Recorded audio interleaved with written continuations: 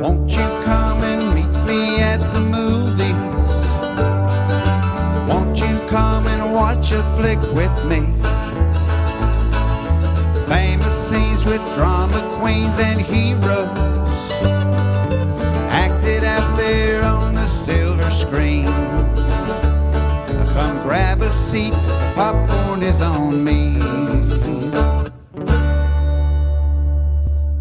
Hello and welcome to Meet Me at the Movies. Noel T. Manning II here, hanging out with Thomas Manning. I hope you are all well. We appreciate you spending time with us right here as we chat cinema and other things. Remember, cinema is just a word because cinema can be anything you choose visually. And it actually can be even audio, Thomas, because if we talk podcast relating to cinema, that's still cinema. Am I right? Am I right? Yeah, because well, in a way, we're telling our own stories by talking about other stories that are being told. So I think, yeah, that's definitely along the cinematic guidelines. If you look in the dictionary and Absolutely. Well, if you have never seen this show before, we do cover all aspects of film and entertainment. We might even throw out something relating to Taylor Swift once in a while. Actually, you know what? Since we do talk pop culture and entertainment, I've got to say my number one summer jam is the new Kristian Bush release. And Kristian Bush, 52 years this year, and he's releasing 52 new songs over the course of 2022. This is his second installment. And what's the name of that release, Thomas? Do you remember the name of it?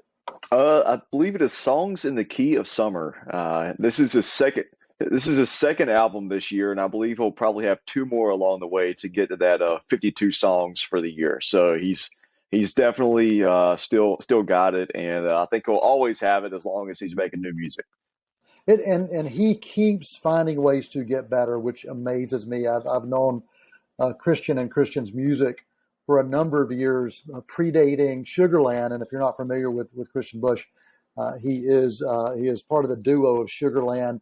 But before that, he was with Billy Pilgrim. He's also had another band called Dark Water, and his music, his writing, his lyrics find ways to speak. And so that was actually not on our call sheet, not on our agenda, but I had to throw that out. So if you're looking for something new to check out this summer, I highly recommend that. Solid A+ for me for the new Kristian Bush release. What about you, Thomas? Anything else you want to share? Because y'all know this release speaks to you as well. Oh yeah. I believe it was Eddie's Attic in Decatur, Georgia, is where Kristian Bush kind of got to start playing live music, and where he was, I guess, discovered. This album, I guess he's been making new music nearly 30 years now, and so this album is probably one of his best. And I got to give it a solid A+ as well. Awesome. Okay. Well, while that was not on the call sheet, that was sometimes you got to sneak things in. Sometimes you got to sneak things in. Just got to roll with it, ad lib. That's it. Kind of like, hey, this is a great transition because there's a lot of ad libbing in Thor: Love and Thunder, which I believe is the first film that we're going to be speaking about. It is. So dive in, Mr. Manning. So yeah, this is Thor: Love and Thunder. This is the fourth solo Thor film in the MCU. I believe it's the 29th film total in the Marvel Cinematic Universe, as we are 14 years into this journey, which is just insane. But right off the bat, one of the first things I have to say about this movie is that anytime you have screaming goats in a movie, I'm gonna rave about it. That's just something that I have. Anytime I go into a movie, I have a checkbox. I say, are there screaming goats? No. Okay, that's a little bit of a point deduction. But there are screaming goats. Definitely got to give it a point for that. And giant goats. Oh, look at those! They are wonderful. Yes, they are. They also scream quite a lot. But yeah, I'll just set the stage with that and then let you dive into it a little bit. This is a movie that I feel if you had like a 10-year-old and then you had like a 16-year-old and they wanted to collaborate on a superhero film, I think if you had a 10-year-old and a 16-year-old collaborating, you would have something like this. Because this movie has got all sorts of craziness. You've already heard Thomas talk about the screaming goats, and they're giant screaming goats who fly. Thomas didn't mention that. So that even adds a whole other layer. But you've also got some dark elements. I mean, you got early on, and I'm not giving anything away because this happens literally before the title. You get to see this villain and you get a backstory of a villain, and you get to understand, because of this deep loss of a love in his life, that he is taken down this dark path. Now, we've seen that before in things like Star Wars and stuff, but I tell you what, Christian Bale as the God Butcher is amazing, and there are some very dark scenes whenever he shows up on camera. But then on the whole other side of it, you got the craziness even beyond the giant screaming flying goats. You've got all sorts of other things, including Russell Crowe starring as Zeus, and he has this crazy dance twirling baton routine using his lightning bolt. There's so much more, and I've kind of described this movie as imagine if you have the kitchen sink and you throw the kitchen sink, everything but the kitchen sink. Well, this has the kitchen sink. Oh, yeah. It has the max. It has the extreme. It has, if you think of things that are over the top, this is beyond over the top in a film.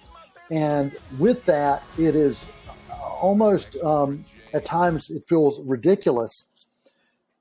And the question is, does it work? And with Taika Waititi, you know things are going to be kind of out there. And so I think, yes, it does work. But I do think that there will be some people, Thomas, that will walk away and say, okay, that was just a little too crazy for me. Thor Ragnarok, to me, I thought there was a really perfect balance, and it felt very organic. At times in this one, it did not quite feel as organic. It felt a little more telegraphed, almost bordering on parody. And at times it worked for me, and at times it didn't. But it was thoroughly entertaining. There was a lot going on. You get to see a love story. You get to see this montage, this almost like a rom-com love story going on between Thor and Dr. Jane Foster. No, it's not Jodie Foster or Jane Fonda, but they could have shown up in the film, and it might have worked. But it was a heck of a lot of fun. It was a ride, and it was a ride that I'm glad I held on for. Yeah, and you mentioned the analogy of like a 10-year-old and a 16-year-old getting together to make a movie. So in this instance, I would say that the 10-year-old is Taika Waititi and the 16-year-old is Chris Hemsworth. And the way I described it a few days ago after the screening, I feel like Taika and Chris Hemsworth are cinematic soulmates. And I'm just glad they found each other so that we get movies like this. The character of Thor, I thought he was done pretty well in his first 6 years in the MCU. He was introduced in 2011 with Kenneth Branagh's film, and I thought Branagh did a great job. And, through the first two Avengers films, I thought Thor was handled well. But it wasn't until Taika joined in 2017 with Thor Ragnarok that they found exactly what this character is and what this character should be. As you mentioned, I think this movie does a great job of reminding you just how tragic Thor's character arc in the MCU has been. He's lost everything and everyone multiple times over, but he keeps finding a way to come back. But still, in the middle of all that, he's still working to find himself. And early on in the film, there's a great conversation that kind of speaks to that main theme, that main through line throughout. There's a conversation between Thor and then Star-Lord, Chris Pratt. And Star-Lord basically says, hey, man, you've been alive for thousands of years, but you still don't seem to know exactly who you are.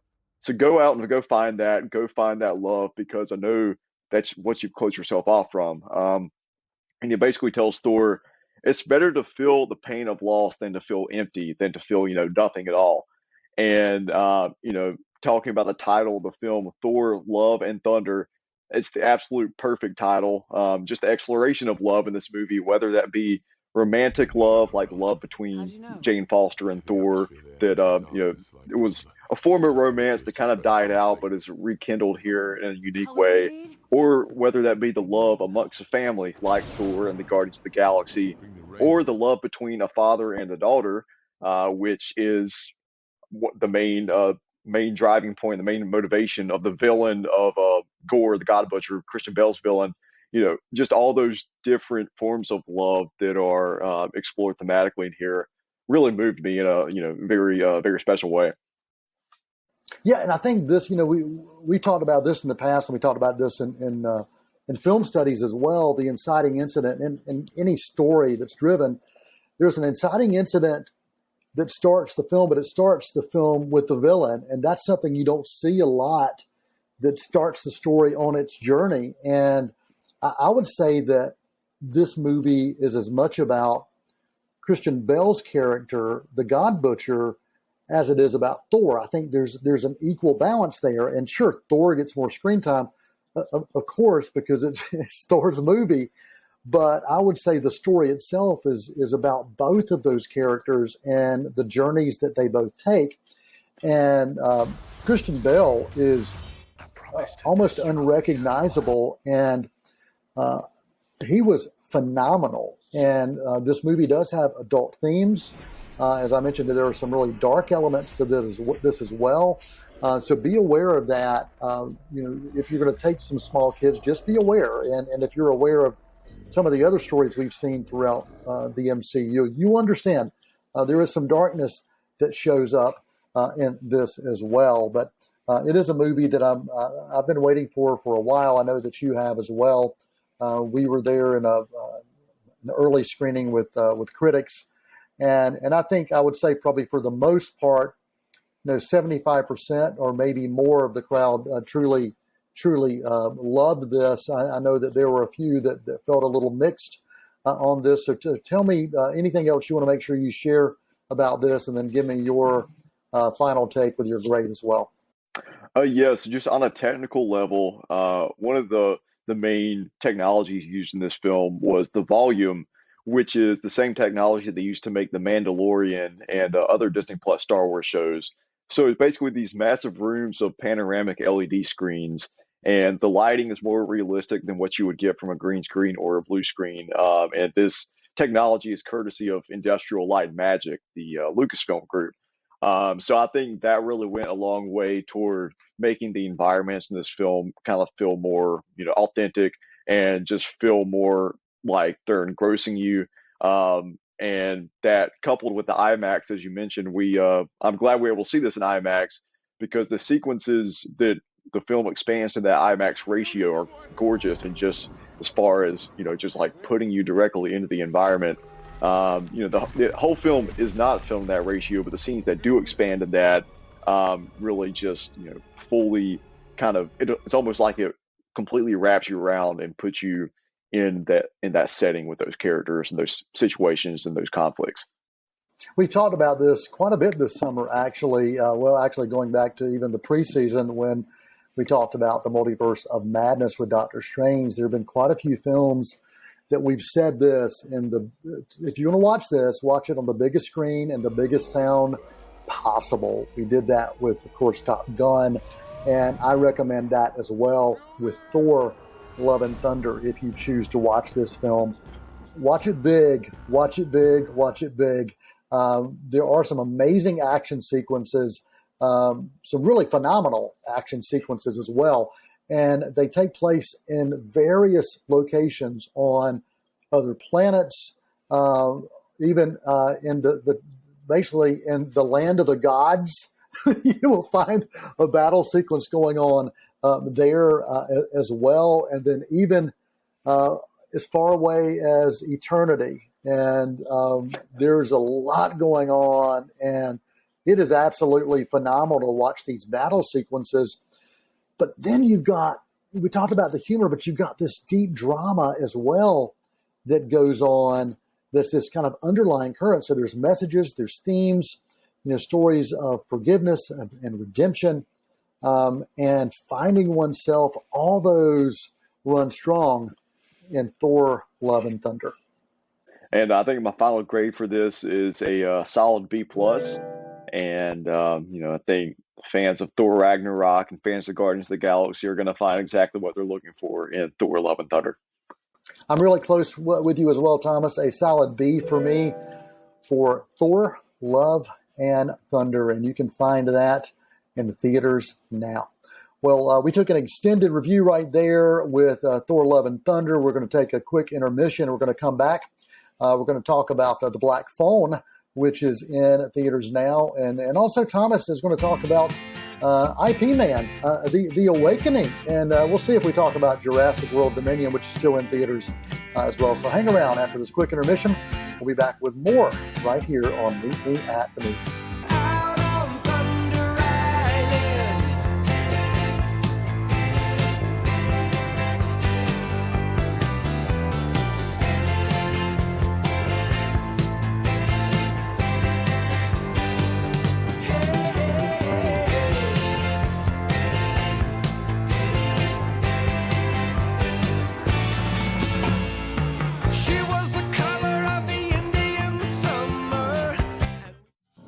If you do not desist from your opposition to British arms, I will march my army over the mountains, hang your leaders, and lay your country to waste with fire and sword.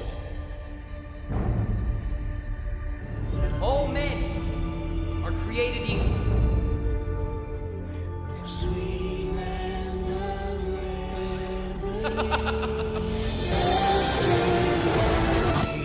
Merciful Father, we go forth in defense of everything we hold dear.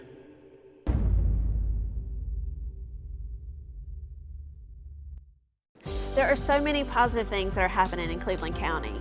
It's too hard to keep up with, and that's what Community Spotlight is all about. Hi, I'm Tyra Silvers, and I'd love for you to join me every other week right here on C19 TV, where we learn about the good folks and organizations that make our county such a special place. So drop in on us at Community Spotlight, only on C19 TV and online at c19.tv. Hey everyone, I'm Tim Wisher, welding instructor at Cleveland Community College, and today I'd like to take a little time and tell you about what we do here. Welders are in demand. We offer a certificate program and we offer a diploma program. It takes about a year to come through our program. We offer morning and evening classes here at CCC. We have the lowest student to instructor ratio in the state. We do real life simulation. We do API 1104 downhill pipe welding. We also do D11 structural steel code and ASME welding as well. We have AWS certified welding inspectors on staff. If you want to learn more about our welding program, you can give me a call directly at 704-669-4077 or on the Community College website at clevelandcc.edu. Won't you come and meet me at the movies? Won't you come and Hello, welcome to Meet Me in the Movies. Actually, welcome back to Meet Me in the Movies. Unless you missed the whole first half of the show where we talked about Thor: Love and Thunder, and in that case, welcome to Meet Me at the Movies. Noel T. Manning II with Thomas Manning. And if you didn't understand that, it's okay, because we didn't either. And we don't have to. We don't get paid to understand that. Thomas, good to see you, man. It's good to see you too. And if you did miss the first half of the show, then I would say please go back and watch that, because we actually had a much more positive reaction in the first half of the show to the films that we were talking about.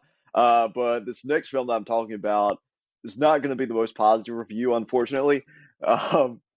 So we are talking about Ip Man: The Awakening, and there have been multiple iterations of the Ip Man movies over the years. I think primarily with Donnie Yen, there was a 4-film saga, and so this is kind of a prequel based on the same character, the same real life figure. And so this film, it's only 70 minutes long. It's barely feature length, or 75 minutes long. But even watching the first 15 minutes, I could kind of tell that the pacing was off. And I looked at my watch and I was like, oh, wow, there's still another hour of this. And I hate saying that, but that's really how I was feeling. And, as a martial arts film, you expect a lot of the success of the film to be carried by the action. But unfortunately, the action here tries to do too much by whipping the camera all around, cutting to different angles like every minute or every second. And it's frustrating because you can see that in some instances they're actually trying to do something different and interesting with the camera perspectives of the action. There's some POV shots of a fist punching someone or an object slamming into someone, but it's ultimately distracting more than anything. And I would rather have just had them sit the camera back and let the stunt guys do their jobs, because stunt guys are doing great work, but it's hard to see because they keep trying to throw in all these gimmicks in there. Thematically, there are conversations about standing up against injustice. The main villains in the story are human traffickers, but the way these themes are written had me thinking back to the show don't tell lesson of screenwriting. There was not a lot of depth to the exploration of these themes, and tonally, it's all over the place. There's a bit of a love story in there. There's also a central story about friendship and sincerity, but I think it feels out of place with the backdrop of fighting against this human trafficking ring. Ultimately, I was quite disappointed with Ip Man: The Awakening. So I would say, if you're a fan of this character and this franchise, stick with the Donnie Yen films that ran for I think like 4 of those. So for Ip Man: The Awakening, I'm going to give it a C minus. Wow, I think you're pretty close to our buddy from Elements of Madness, Douglas Davidson. He gave it a 1.5, and so he always has a hard time converting, and so I will convert that to a D plus. So I would say you're pretty close. And his headline was "Ip Man: The Awakening accomplishes anything but that for its audience," and it sounds like he captured what you felt as well for that same film. All right, Thomas, I know you wanted to also review The Black Phone, which is in theaters now as well, with Ethan Hawke. And it's a film that we've been hearing about for quite a while. And the original story was written by Stephen King's son, I believe. Mr. Hill, is that correct? Yeah, Joe Hill wrote the short story, and this was adapted into a feature film. So this is directed by Scott Derrickson, who you may know from his work on the first Doctor Strange film. He also worked on another supernatural thriller in 2012 called Sinister with Ethan Hawke. And Ethan Hawke is back working with Derrickson on this film. So actually, Scott Derrickson was going to direct Doctor Strange: The Multiverse of Madness, the sequel to his 2016 film. But in early 2020, Derrickson exited that production and placed his energy on making this film. And this was filmed in North Carolina, in Wilmington. So it's good to see some productions coming back here. This kind of used to be, the cinematic, Holy Land, basically, where everything was filmed, and then things kind of went more to Georgia a few years ago. But it looks like we're getting back to North Carolina filming. So I was really impressed with the production design, how they made Wilmington, North Carolina look a lot like the suburbs of Denver, Colorado. That was something that impressed me. But overall, this film, if you've seen the trailers, you probably know the general premise. There's a kid that gets kidnapped. He's probably 10 years old, but where the supernatural element comes in is that the kidnapper's previous victims talk to this boy from the afterlife through a black phone that's hanging on the wall of this barren basement. There's like nothing else in this basement that the kid is trapped in except this black phone, where the ghosts of the previous victims are talking to him. So I will say that talk about a wake up call, man. That's a wake up call right there, buddy. That's quite literally. Oh man. So I think this premise is a very intriguing premise, and that a lot of credit goes to Joe Hill for I think it kind of runs in his family with just incredible storytelling and incredible imagination, and also a bit of a creepy imagination too. I don't know if you're at a party and somebody comes and just tells a story to you, how you're feeling about that. But once this film gets to the portion where the kid is once we get to the portion that was marketed so heavily, I settled into the rhythm of the movie. But one of my main issues was that it took about 30 minutes to get to that part of the film. And for a short film that's 100 minutes, it pretty much took a third of the movie to get to that inciting incident. And that was something where I was sitting there in the theater. Another thing where I was like, all right, let's get on with it. Let's get to what we came here for. So that was a bit of a detractor for me. But I did love how much of this film relied on visual storytelling and sound design. It makes great use of negative space in the frame, and the dialogue that is used is used sparingly, but the dialogue that's used through these phone calls from the afterlife used to great effect. I mentioned Ethan Hawke. He's excellent and terrifying. I wish we'd gotten to see more of his face though. He's wearing this really creepy demon mask for most of his scenes. Kind of like your dad does walking around the house. Yeah, or just your face in general. Oh, woo! Look at you! Good one. But Ethan gets to do some interesting things to his performance in the sense that a lot of his acting relies on his voice and his body language. But at the same time, it can't help but wishing that we got more of him, more of his face, because he is one of the greatest actors of his generation. So, at the end of the day, this was one of those movies that left me sitting there with a feeling of, oh, that's it. And that's not exactly what you want from a film like this, but it is a Blumhouse film. It's finding its audience. It was made for $16 million and it's already turning a profit. And for the summer horror crowd, it's I think it's kind of satisfying those tastes. So, yeah, good deal. And what is your final rating for the Black Phone? I'll give a B- to the Black Phone. Okay, B- for the Black Phone, still in theaters. Also still in theaters, Jurassic World Dominion.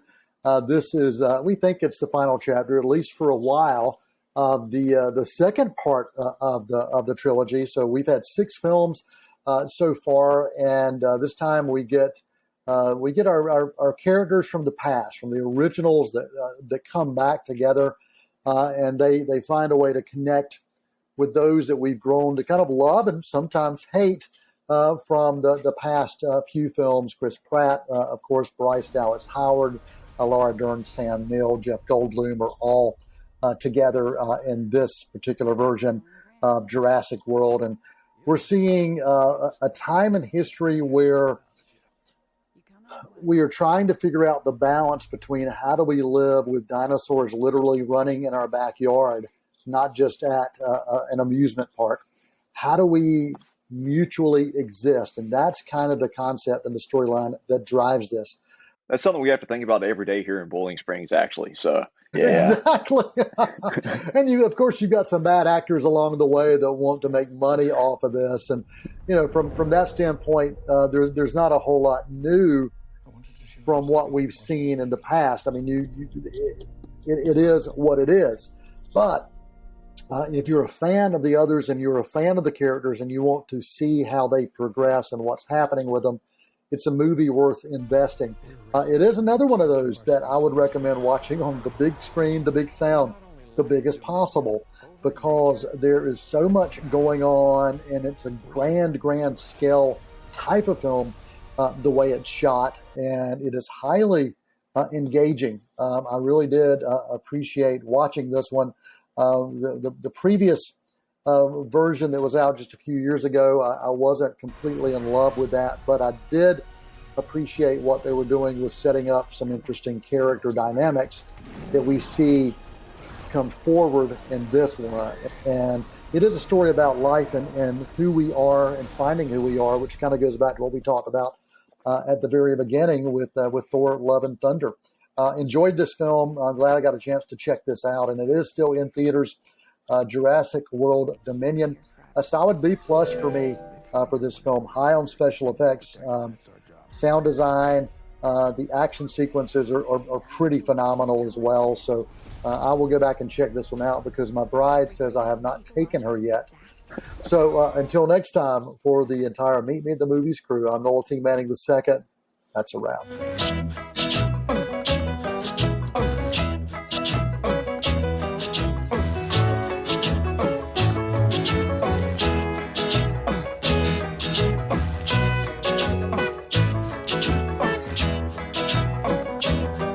In the summertime, when the weather is high, you can stretch right up and touch the sky. When the weather's fine, you got women on your mind.